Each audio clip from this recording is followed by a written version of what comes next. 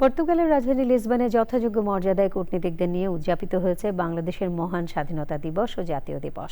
Charge D affairs Laila মুনতাজের এদিনা জানান, স্বাধীনতার চেতনা ধারণ করে বাংলাদেশ উন্নয়নের রোল মডেল হিসেবে পরিচিতি লাভ করেছে। দেশের ভাবমূর্তি আরও উজ্জ্বল করতে প্রবাসীদের সম্মিলিতভাবে কাজ করার আহ্বান জানান তিনি। পর্তুগাল থেকে হাফিজ আল আসাদের রিপোর্ট। পর্তুগালের রাজধানী লিসবনে যথাযোগ্য মর্যাদা ও কূটনীতিকদের নিয়ে উদযাপিত হয়েছে বাংলাদেশের ৫৫তম স্বাধীনতা দিবস ও জাতীয় দিবস। এ উপলক্ষে বাংলাদেশ দূতাবাস রাজধানী লিসবনের ৫ তারকা হোটেলে বর্ণাঢ্য এক অনুষ্ঠানের আয়োজন করে।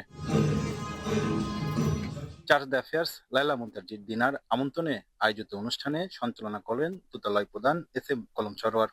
এতে বিভিন্ন দেশের কূটনীতিক, পর্তুগালের উচ্চপদস্থ কর্মকর্তা, ব্যবসায়ী, সাংস্কৃতিক ব্যক্তিত্ব, প্রবাসী বাংলাদেশি এবং গণমাধ্যম কর্মীরা অংশগ্রহণ করেন। এই অনুষ্ঠানের মাধ্যমে সবাইকে আমাদের এই স্বাধীনতা দিবসের শুভেচ্ছা জানাচ্ছি। And celebrating this occasion in the history of Bangladesh. অনুষ্ঠানের শুরুতে পরিবেশিত হয় বাংলাদেশের জাতীয় সঙ্গীত ও পর্তুগালের জাতীয় সঙ্গীত। পরে বাংলাদেশের স্বাধীনতার ইতিহাস, মুক্তিযুদ্ধ চেতনা এবং দেশ উন্নয়নের অগ্রগতির বিভিন্ন দিক তুলে ধরা হয়।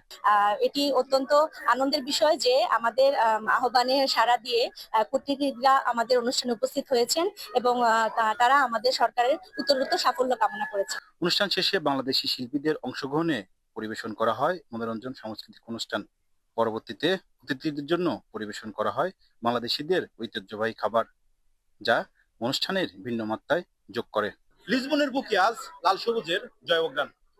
স্বাধীনতার ৫৫ বছর পর বর্ণাঢ্য এই আয়োজনই প্রমাণ করেছে বাংলাদেশ এগিয়ে যাচ্ছে দুর্বার গতিতে। পর্তুগালের লিসবন থেকে হাফিজ আল আসাদ, চ্যানেল আই।